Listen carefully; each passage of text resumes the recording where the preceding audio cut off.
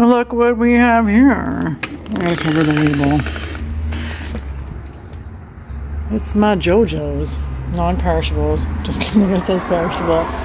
I got my JoJos. Look what we have here. I got my perishables, my JoJos.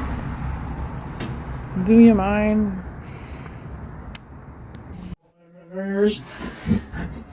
Because they have morons working for them. That's what Daniel said. Well, I've been making my orders like smaller for them because that's what Daniel said you have to do, and so far it's been working much better.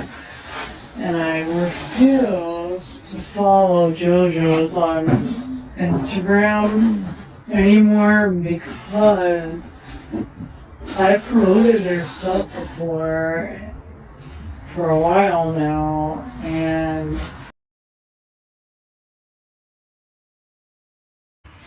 so, long story short, I got annoyed with them because they sent PR to some child, and I'm like, why the hell would you give it to a child? The child's not buying your stuff.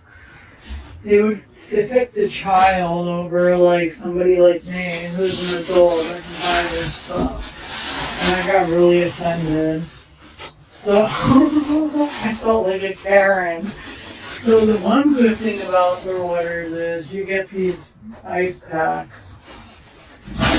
And we save them usually for some of them. So I ordered my new favorite, which is the dark chocolate hazelnut butter filled bites. And I got it's like 4.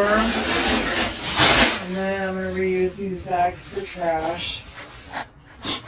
And then I got, it's going to be 4 of them, yeah.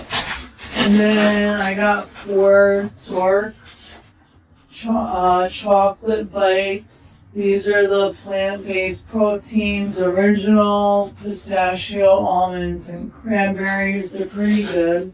Oopsies. Then in this box, I have more ice packs. And I got my other ones that I really like,